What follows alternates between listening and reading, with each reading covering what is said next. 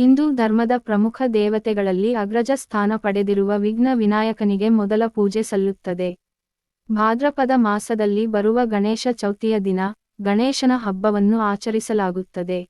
ಒಮ್ಮೆ ಕೈಲಾಸದಲ್ಲಿ ಪಾರ್ವತಿದೇವಿಯು ತನ್ನ ಸಖಿಯರ ಜೊತೆಯಲ್ಲಿರುವಾಗ ಅಲ್ಲಿಗೆ ಪರಶಿವನ ಆಗಮನವಾಗುತ್ತೆ. ದ್ವಾರವನ್ನು ಕಾಯಲು ಗಣವೊಂದು ಇಟ್ಟಿದ್ದರೂ ಕೂಡ ಈ ರೀತಿ ತನ್ನ ಪತಿಯೇ ಆಗಲಿ ಅನಪೇಕ್ಷಿತವಾಗಿ ಒಳಗೆ ಬಂದದ್ದು ಪಾರ್ವತಿಗೆ ಸ್ವಲ್ಪ ಅಸಮಾಧಾನವನ್ನು ಉಂಟುಮಾಡಿತು. ಇದಕ್ಕಾಗಿ ಪಾರ್ವತಿ ಒಂದು ನಿರ್ಣಯಕ್ಕೆ ಬರುತ್ತಾಳೆ. ಸ್ನಾನಕ್ಕಾಗಿ ಹೋಗುವ ಮೊದಲು ತನ್ನ ಮೈಯಲ್ಲಿರುವ ಮಣ್ಣಿನಿಂದ ಮುದ್ದಾದ ಒಂಗು ಮಗುವನ್ನು ನಿರ್ಮಿಸಿ ಅದಕ್ಕೆ ಜೀವ ತುಂಬಿದಳು. ಅವನ ಕೈಯಲ್ಲಿ ದಂಡವೊಂದನ್ನು ಕೊಟ್ಟು ಸ್ನಾನಗೃಹದ ಬಾಗಿಲು ಕಾಯಲು ನೇಮಿಸಿದಳು. ನಂತರ ಯಥಾವತ್ತಾಗಿ ಅಪೇಕ್ಷಿತವೆಂಬಂತೆ ಕೈಲಾಸಪತಿಯ ಆಗಮನವಾಗುತ್ತೆ. ಈ ಪುಟ್ಟ ದ್ವಾರಪಾಲಕ ತನ್ನ ದಂಡವನ್ನು ಶಿವನ ಮುಂದೆ ಅಡ್ಡವಾಗಿಸಿ ಒಳಗೆ ಪ್ರವೇಶಿಸದಂತೆ ನಿರ್ಬಂಧಿಸುತ್ತಾನೆ. ಇದೇನು, ಈ ಹುಡುಗ ಯವನೋ ಹೊಸಬ, ನನ್ನನ್ನು ತಡೆಯುತ್ತಿರುವನಲ್ಲ ಎಂದು ಕೋಪಿಸಿಗೊಂಡ ರುದ್ರ ಯಾರು ನೀನು ಎಂದು ಅವನ ಕುರಿತು ಕೇಳುತ್ತಾನೆ. ನಾನು ಪಾರ್ವತಿಯ ಮಗ, ಅವಳ ಸೇವಕ, ತಾಯಿಯ ಆಜ್ಞೆ ಮೇರೆಗೆ ಯಾರನ್ನೂ ಒಳಹೋಗಲು ಬಿಡಲು ಸಾಧ್ಯವಿಲ್ಲ. ಆದ್ದರಿಂದ ನಿನ್ನನ್ನು ಒಳಹೋಗಲು ಬಿಡುವುದಿಲ್ಲ ಎಂದು ಬಾಲಕ ಶಿವನಿಗೆ ಹೇಳುತ್ತಾನೆ.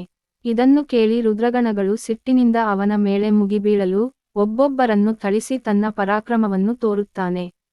ಇದೆಲ್ಲವನ್ನೂ ನೋಡುತ್ತಿದ್ದ ಶಿವ ತನ್ನ ಗಣಗಳ ಸೋಲು ಮತ್ತು ಈ ಹುಡುಗನ ಉದ್ದಟತನದಿಂದ ಕ್ರೋಧಿತನಾಗಿ ತನ್ನ ಶೂಲದಿಂದ ಅವನ ಶಿರವನ್ನು ಕತ್ತರಿಸುತ್ತಾನೆ. ತನ್ನ ಪತಿಯ ಈ ಕೃತ್ಯವನ್ನು ನೋಡಿದ ಪಾರ್ವತಿಯು ಪುತ್ರನ ಮರಣದಿಂದ ಶೋಕಿತಳಾಗಿ ರೋಧಿಸಲಾರಂಭಿಸಿದಳು. ಗೌರಿಯು ಕ್ಷಣಾರ್ಧದಲ್ಲಿ ದುರ್ಗೆಯಾಗಿ ಅನೇಕ ಮಹಾಶಕ್ತಿಗಳನ್ನು ಸೃಷ್ಟಿಸಿ ರುದ್ರಗಣಗಳ ಮೇಲೆ ಬಿಡುತ್ತಾಳೆ. ಇದರಿಂದ ಗಾಬರಿಗೊಂಡ ಗಣಗಳು ಶಿವನನ್ನು ಶರಣು ಬಂದು ಪ್ರಾರ್ಥಿಸುತ್ತಾರೆ. ಪಾರ್ವತಿಯನ್ನು ಸಮಾಧಾನ ಪಡಿಸಲು ಶಿವನು ಬಾಲಕನನ್ನು ಬದುಕಿಸುವುದಾಗಿ ಹೇಳಿ ತನ್ನ ಭಟರಿಗೆ ಉತ್ತರ ದಿಕ್ಕಿಗೆ ಹೋಗಿ ಮೊದಲು ಸಿಗುವ ಪ್ರಾಣಿಯ ತಲೆಯನ್ನು ತರಲು ಆಜ್ಞಾಪಿಸಿದನು. ಅಂತೆ ಉತ್ತರಕ್ಕೆ ತಲೆ ಹಾಕಿ ಮಲಗಿದ್ದ ಆನೆಯನ್ನು ಶಿರವನ್ನು ಕತ್ತರಿಸಿಕೊಂಡು ತರುತ್ತಾರೆ. ಶಂಕರನು ಆ ಬಾಲಕನ ಮುಂಡಕ್ಕೆ ಆನೆಯ ತಲೆಯನ್ನು ಸರಿಯಾಗಿ ಜೋಡಿಸಿ ಅವನನ್ನು ಪುನಃ ಬದುಕಿಸಿದನು. ಉಮೆಯು ಬಂದು ಆ ಬಾಲಕನನ್ನು ಮುದ್ದಿಸಿ ತನ್ನ ಮಗನಾದ ಗಜಮುಖನಿಗೆ ವರಗಳನ್ನು ದಯಪಾಲಿಸುವಂತೆ ಮಹೇಶ್ವರನನ್ನು ಕೇಳಿಕೊಂಡಳು.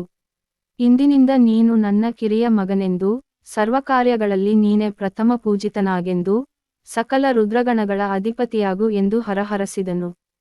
ಹೀಗೆ ಪಶುಪತಿಯ ಮಗ ಗಣಪತಿಯು ಜಗತ್ಪ್ರಸಿದ್ಧನಾದನು.